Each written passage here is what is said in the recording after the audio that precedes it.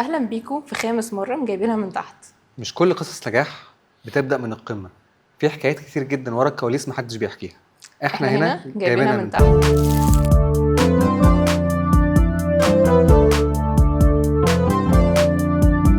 معانا ممثل من الممثلين اللي قدروا يلفتوا الانظار في رمضان 26.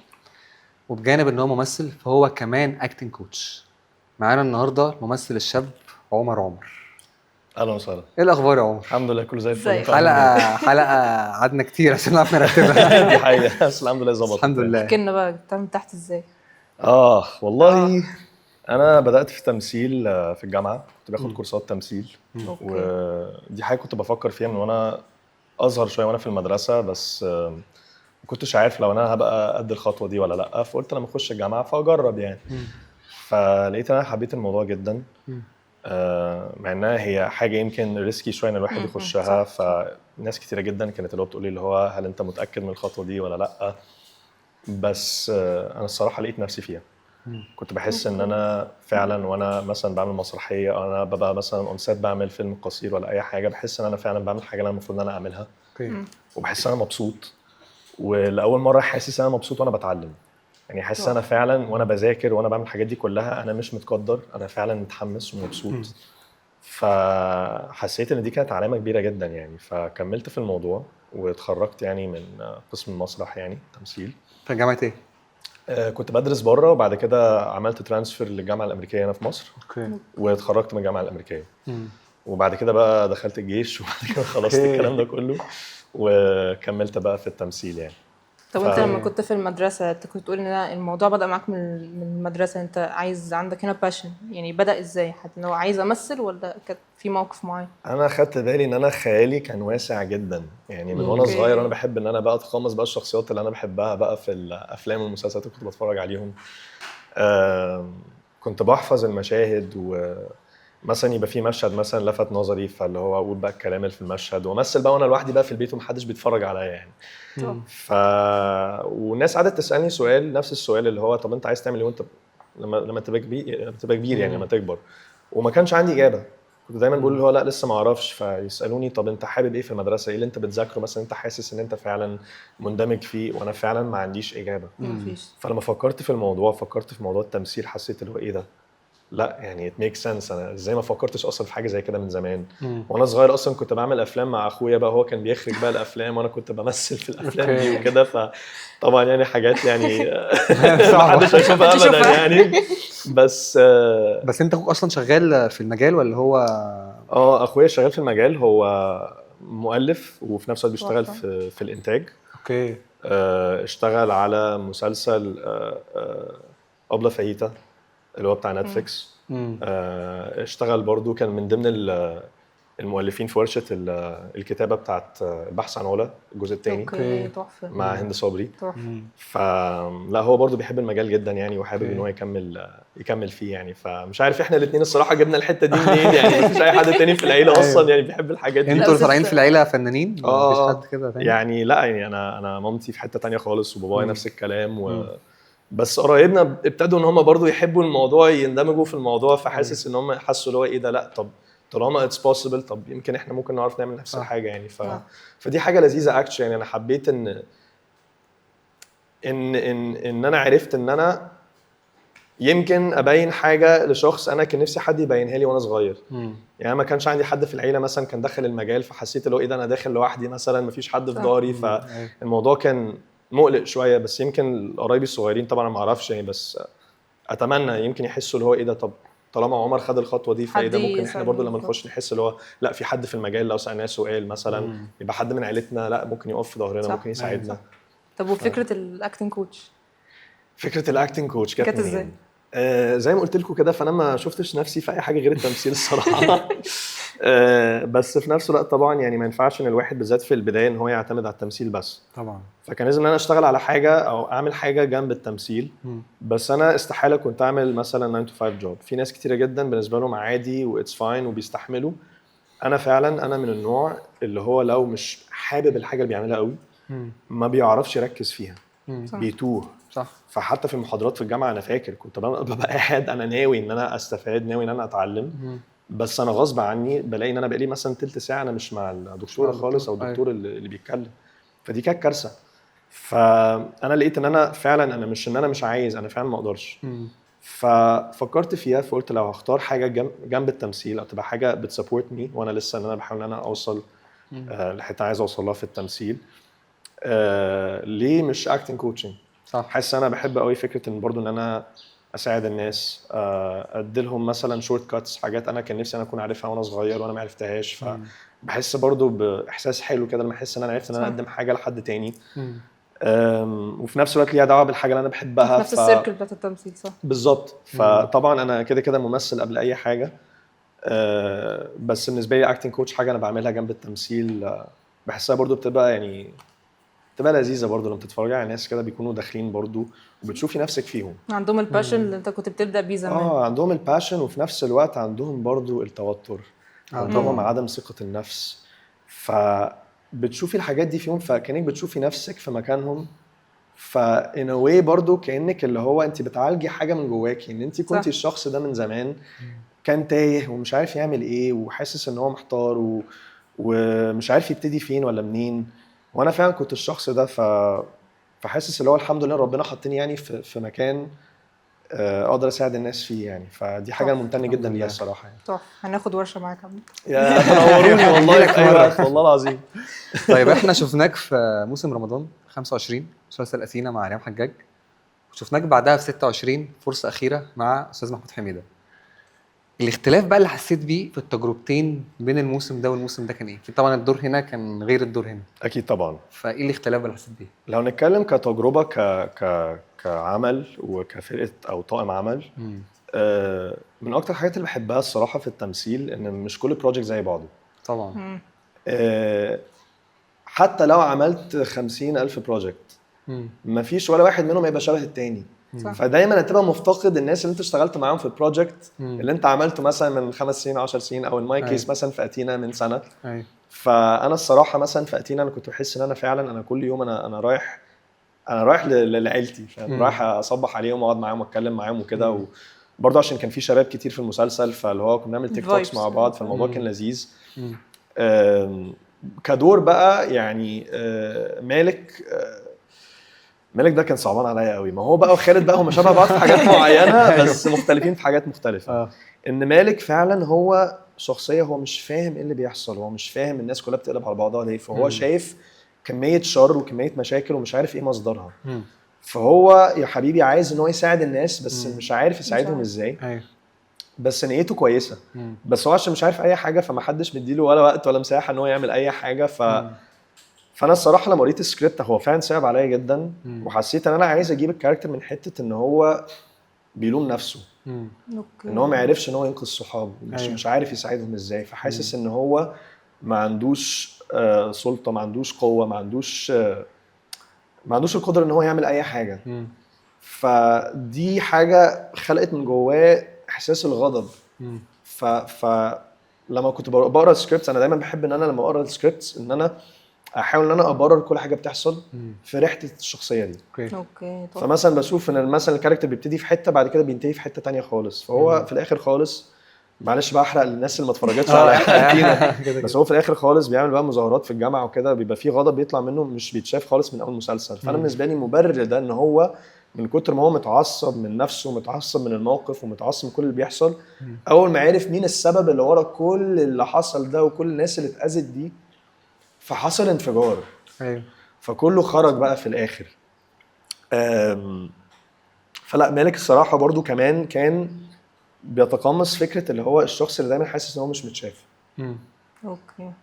ودي اكتر حاجه انا حبيتها في الشخصيه، ان هو دايما في الباك جراوند بقيه الناس كلهم متضايقين زعلانين بيتاذوا بتاع، فهم بيساعدوا بعض بيلحقوا بعض، بس مين بيلحق مالك؟ صح. وبيتفرج على كل صحابه وهم بيتاذوا وهم بيختفوا ومحدش بيساله طب انت عامل ايه؟ انت كويس؟ محدش شايفه عامه، محدش شايفه اصلا، مهمش في بالظبط. فانا بالنسبه لي خالد ده كان بيمثل اي حد ممكن يتفرج على المسلسل ده ويحس اللي هو ان هو في حياته الشخصيه يمكن هو حاسس انه مش متشاف، حاسس الناس مش مركزه معاه، حاسس ان هو نفسه ان حد بس يساله بس سؤال اوف انت عامل ايه؟ طب انت اخبارك ايه؟ طب طمني عليك، طب احكي لي بجد، مش اللي هو هاي ازيك وبتاع احكي لي كل يوم، لا احكي لي بجد انت حاسس ايه من جوه. الديب ايوه فعشان كده انا الصراحه مالك في حته كده حتى في special قلبك كده جوه. في قلبي. وطبعا الشغل مع استاذ يحيى اسماعيل طبعا كان ممتع مخرج، جدا برضو. استاذ ريان حجاج واستاذه سوسن بدر طبعا. مش محتاج اقول يعني، لا النظرات اللي ما كان بيننا معاك في برضه ياسمين المظاهره. الهواري في المسلسل ده صح؟ لا آه. لذيذه جدا الصراحه. أيوة. الكاست كله يا جماعه كان تحفه يعني. انا الصراحه انا كسبت ناس كتيره جدا. وفرصه اخيره برضو نفس الكلام يعني، برضو في اللوكيشن كنت مبسوط جدا. والمخرج الاستاذ احمد عادل سلامه مش طبيعي يعني، كوبريتيف كده، بيحب يقعد معاك يتكلم معاك كده يفهم انت جايب الكاركتر منين. ولذيذ كده اللي هو تحس دايما داخل كده بطاقه ايجابيه. وبرده كان معايا برده ياسين مراد ويوسف وهبي. ايوه طبعا. طبعا الحبايب بحبهم جدا. لا جدا الصراحه. وكواليس كانت لذيذه جدا. طب واحمد عادل سلامه كان يعرف ان انت اكتنج كوتش اصلا؟ انا ما اعرفش. تصدق ما اعرفش المعلومه دي. ان هو مثلا بيتكلم معاك بيعرف حضرت ازاي، عملت ايه هنا كده يعرف ان انت. ما اعرفش والله لو كان عارف ولا لا. بس حسيته كان عنده كميه ثقه فيا، ودي حاجه انا كنت ممتن جدا ليها. كنت حاسس ان هو فعلا برضو اللي هو بيحب يسمع يعني. بتكلم مثلا بسال سؤال عن الشخصيه بيديني المساحه دي وبحسه فعلا اللي هو لا معايا ايوه. فبحس اللي هو ايه ده، لا انا مبسوط وانا بعمل الكاركتر ده. حاسس ان في مساحه ان احنا نتكلم عن الكاركتر وكاركتر رايح فين وحاجات زي كده. ده غير طبعا ان هو يعني مخرج يعني طلع حاجه جميله جدا الصراحه في المسلسل. وكدور بقى خالد، انت كنت شايف خالد ازاي بقى انك بتقرا السكريبت وبتبرر الشخصيه؟ خالد كان انا شفت مسلسل اصلي كان لا كان كنتوا يا جماعه ايه ده والله ربنا يخليك والله يعني. والله كنت شكرا ان انتوا اتفرجتوا وشكرا ان انتوا يعني اتبسطتوا بجد يعني. حقيقي كنت مش مئز منكم قوي في المسلسل يعني انا مش مئز بجد كنت لا كان الوضع يعني انتوا الثلاثه والله يعني شكرا قوي والله قدرتوا توصلوا لي ده بصراحه جدا. طب الحمد لله جداً يعني فعلا. انا دي من اكتر الحاجات المهمه بالنسبه لي، ان انا فعلا ان اللي بيتفرج فعلا يحس ان هو مصدق اللي هو بيشوفه. صح. فانا عشان كده دايما بالنسبه لي اهم حاجه قبل اي حاجه ان انا اتاكد ان انا بصدق اللي انا بعمله. صح طبعا. لو في احساس انا مش مصدقه فانا مش هعمل نفسي ان انا حاسس الاحساس هيطلع ده. مش هعرف هيطلع فيك بالظبط. صح. والكاميرا بتلقط الحاجات دي طبعا. الكاميرا زي تروث ديتكتور كده، دايما بتبقى عارفه اللي هو انت بتكذب ولا بتقول الحقيقه وكده. وجمهور برضو ذكي. صح. فدي حاجه لازم دايما نفتكرها. فطبعا الشخصيه ما كانتش سهله طبعا. لو واحد عنده اضطراب نفسي وبيشوف برضو معلش بحرق برضو احرق عادي بيشوف البنت اللي ماتت دي ودايما بتبقى كده في خياله، دايما بيشوفها كانها فعلا موجوده معاه في الاوضه. فدي طبعا حاجه محتاجه بحث مش طبيعي يعني، ريسيرش upon research. ان انا لازم ان انا فعلا افهم الحاله دي بتعمل ايه في البني ادم، ايه اللي بيتغير في الجسم، ايه اللي بيتغير في العقل، ايه اللي بيتغير في تصرفاته، الادويه اللي بياخدها عشان يعالج نفسه دي بتعمل ايه في الجسم. صح. فمثلا عملت ريسيرش لقيت الادويه مثلا ممكن بتعمل مغص، ممكن تقفل نفس الواحد على حاجات معينه. فدي كلها حاجات بحسها بتبقى مهمه عشان فعلا مش شرط ان اللي بيتفرج يكون عنده اضطراب نفسي او يمكن يكون مر بنفس الظروف زي خالد، بس يمكن يبقى في حد موقفه شبه موقف خالد. فبخاف قوي ان حد يجي يتفرج على حاجه انا عملتها ويحس اللي هو لا ده مش انا. أيوة. او لا حاسس ان لا انت استسهلت او عملت الدور بشكل انت كروته. فعشان كده بالنسبه لي اكتر راي بيهمني هو الشخص بيشوف نفسه في الدور. صح. اكتر من راي اي حد تاني.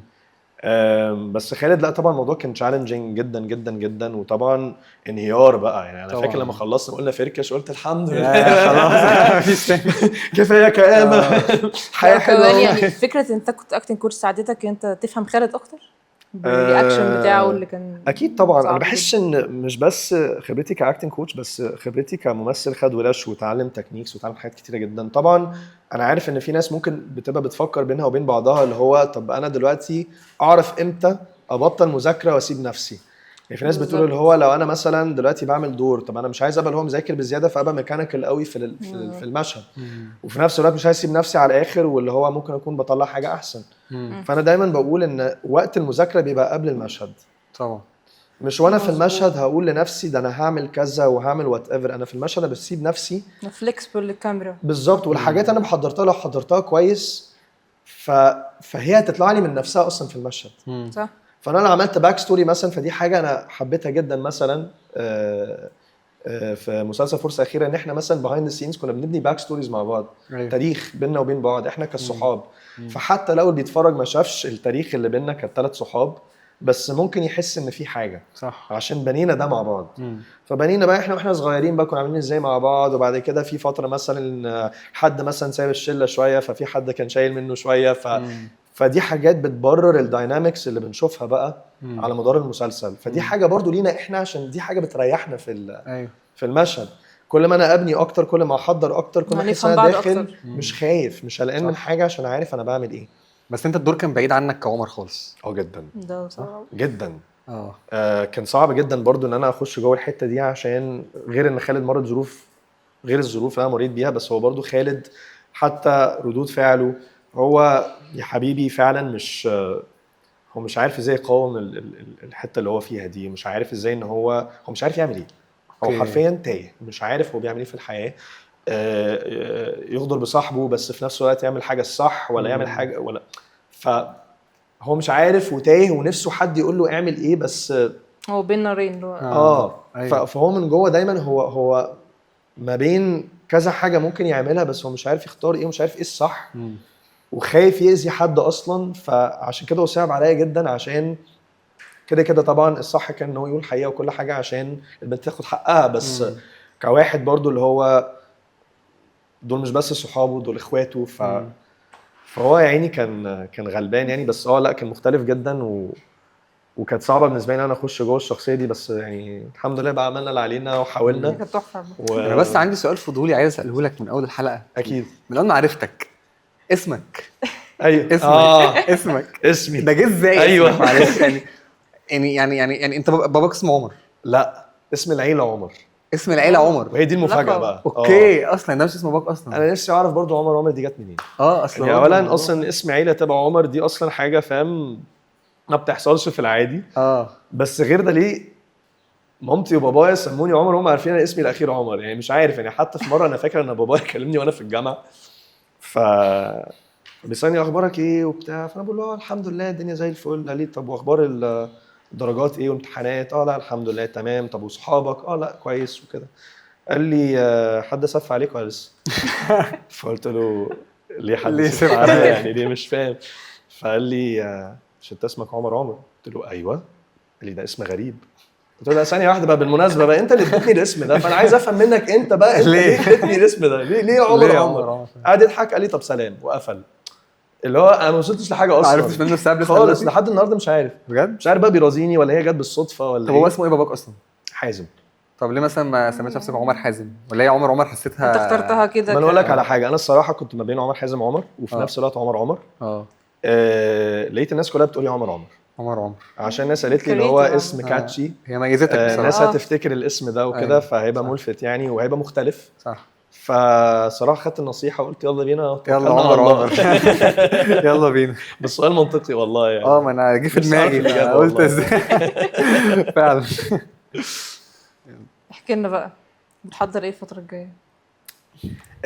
الفتره اللي جايه لسه مفيش اي حاجه confirmed for sure، بس احنا لسه مخلصين مسرحيه عملناها اسمها نسيت الشيك. انا كواحد برضو بدأ على المسرح فبالنسبه لي نسيت الشيك. نسيت الشيك. اوكي نسيت الشيك. كنت الشك. لا الشيك. نسيت الشيك بالظبط. اوكي فهي مسرحيه هي كوميدي. يا واضح انها كوميدي. فمفروض يعني من غير ما احرق اي حاجه، بس يعني في كاركترز كتار جدا الصراحه، والناس اللي في المسرحيه عاملين شغل جبار. يعني في ممثلين يمكن لسه ما طلعوش في حاجه على التلفزيون، بس لا عندهم شغف مش طبيعي وشاطرين جدا جدا جدا وعاملين شغل حلو قوي في المسرحيه. فيعني ملخص الموضوع ان في كاركتر هو بينزل ديتس بيقابل بنات عشان يتعرف عليهم وكده، عشان يشوف يعني لو ممكن احنا ناخد خطوه لقدام بقى ونشوف بقى مستقبلنا مع بعض. وفي نفس الوقت على الناحيه الثانيه في بنت برضو بتعمل نفس الكلام مع اولاد بقى، بتنزل برضو بتتعرف عليهم وبتحاول تشوف اللي هو هل احنا برضو يعني لينا نصيب مع بعض ولا لا. فطبعا يعني من غير ما احرق، بس الموضوع بيبقى كارثي ومشاكل بقى وبتاع ومش عايز احرق يعني. انا جمعت عامه من نسيت الشيك والديتس بالظبط بس شكلها لذيذه. فهي كوميديا لذيذه يعني. فالحمد لله الصراحه الناس اللي جت اتفرجت على المسرحيه اتبسطت جدا، سمعنا ريفيوز حلوه جدا. وفي مخرجين برضو جم اتفرجوا والحمد لله اتبسطوا يعني من اللي هم شافوه. فكده ان شاء الله احنا نعرض المسرحيه تاني، لسه بنشوف امتى بالظبط. هنيجي طبعا يبقى شهر مثلا 8 أو 9 لسه بنظبط المواعيد.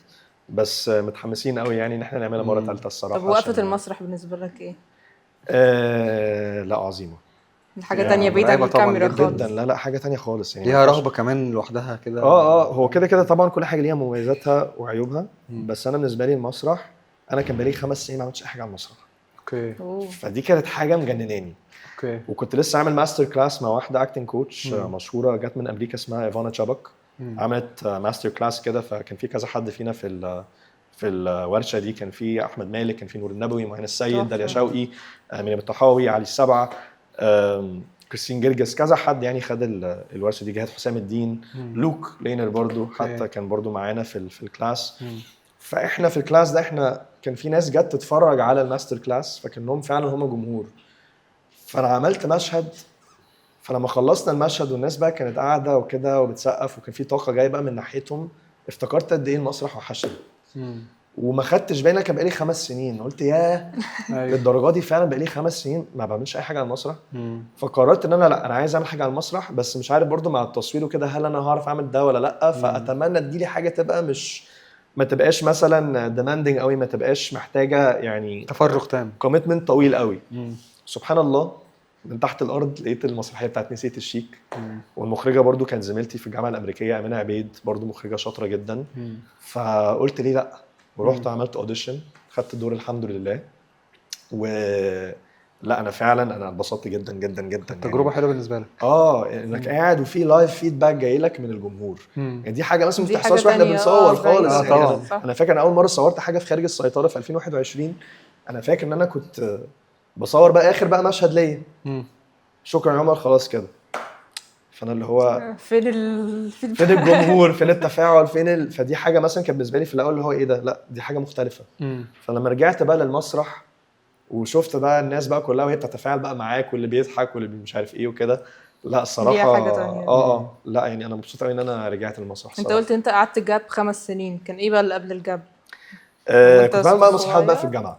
ففي مثلا مسرحيه عملتها في الجامعه الامريكيه، كانت اسمها مش ذنبك، كانت بتتكلم عن قضيه مهمه جدا.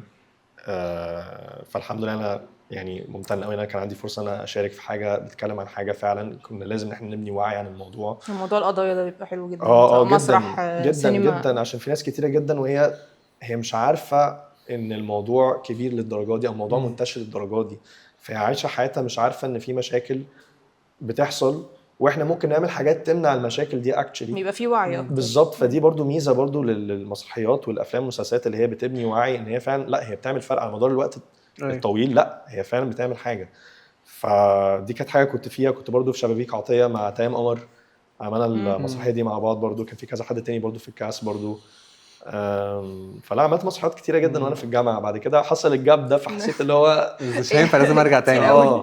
طب انا في صديق مقرب كده مننا احنا الاثنين قال لي كده على حاجه، ان انتوا في وقت ما كنتوا بتصوروا فرصه اخيره في عزومه جمعتكم في بيتك، كان يعني كان بيرقص هذه العزومه استاذ محمود حميده. ايه بقى اللي حصل بقى؟ كواليس اليوم ده كان ايه بقى؟ عايز اعرف يا جماعه. من ألذ الايام اللي حصلت السنه اللي فاتت دي. ما اكيد يعني محمود حميده عندي في البيت لا والله انا عايز اقول لك على حاجه. انا فعلا يعني طبعا طبعا واحد زي استاذ محمود حميده يعني ممكن يبقى مشغول، يبقى وراه حاجات كتيره جدا. فكره ان هو جه مخصوص الصراحه دي كانت حاجه كبيره قوي بالنسبه لنا طبعا.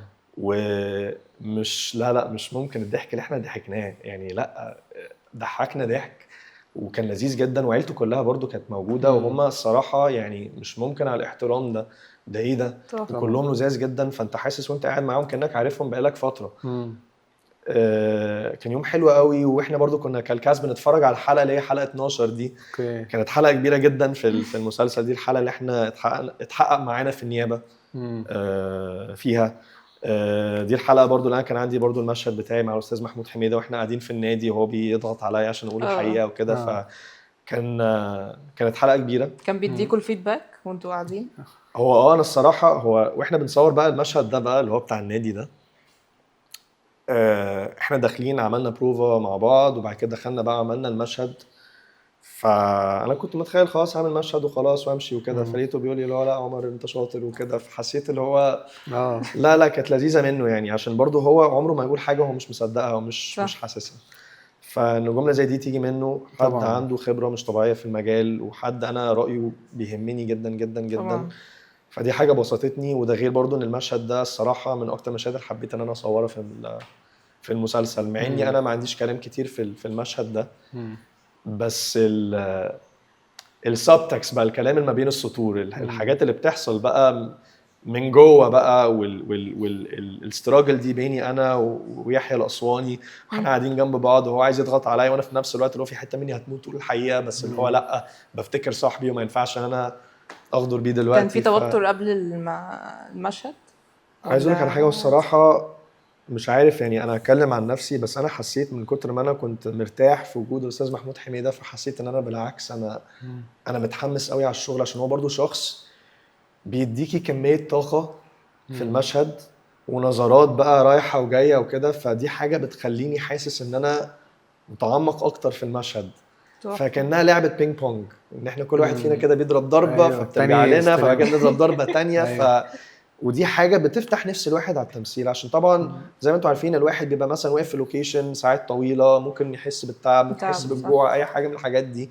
بس لما تلاقي في حد قدامك فعلا هو مركز بطريقه مش طبيعيه، وعايز يطلع حاجه حلوه، وعايزك انت كمان تطلعي بشكل حلو، ما دي حاجه تانية برضو عجبتني برضو في استاذ محمود ما حميده، بيطلع الجيل الصغير إن دايما هو عايز يطلعنا كلنا حلوين.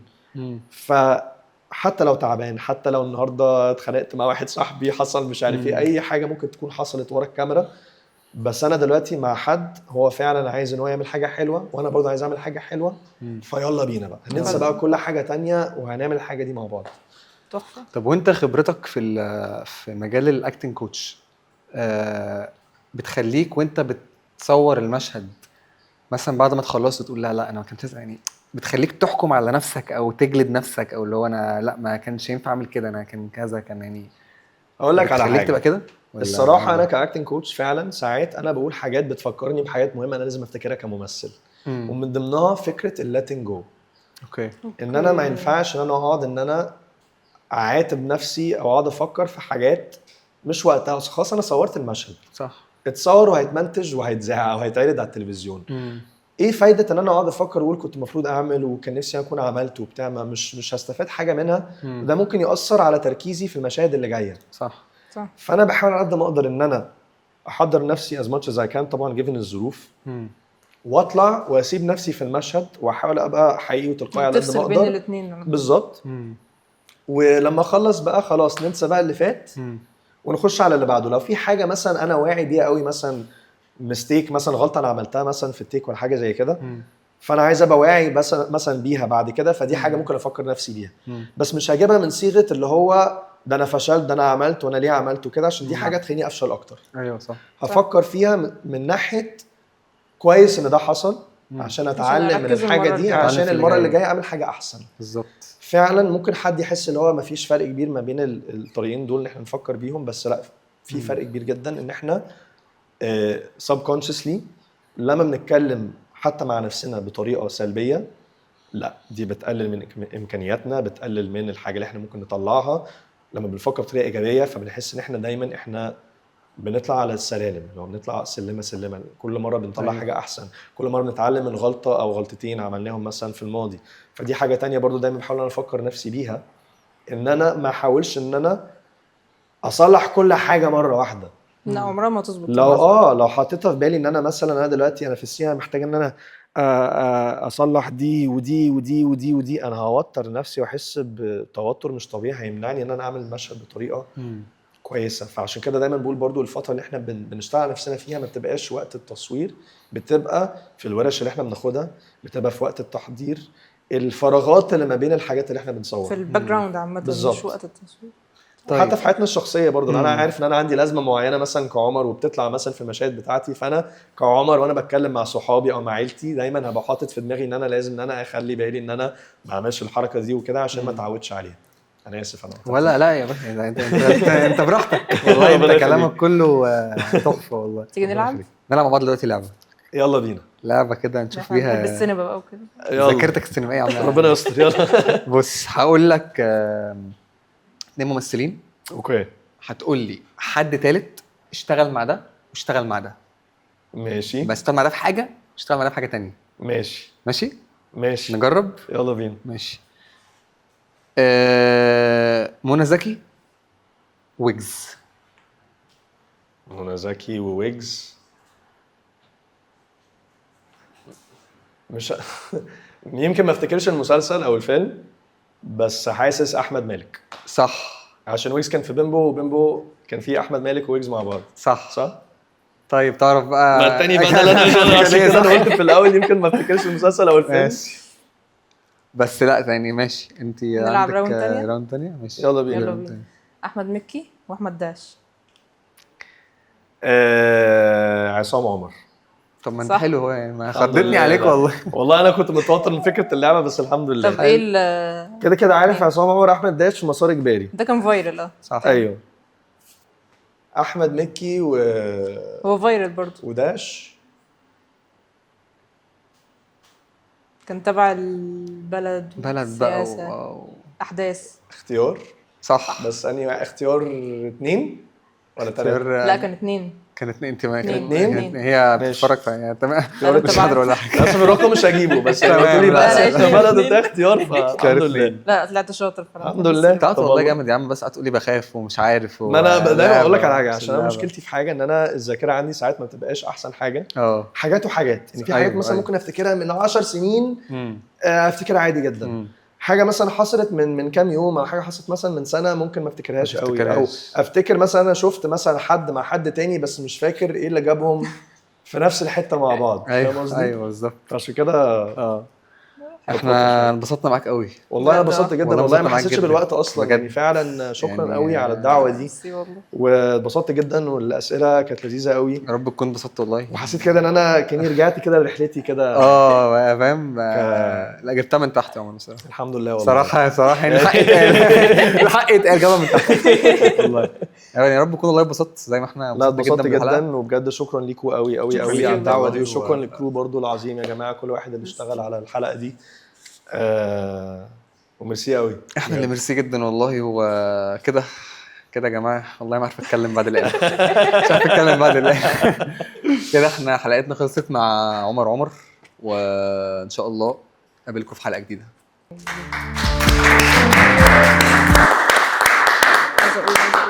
شكرا ليكوا يا جماعه. في نوت في ذمه الله. في ذمه الله. ناخد الصوره. لا البين باك ده صعب قوي.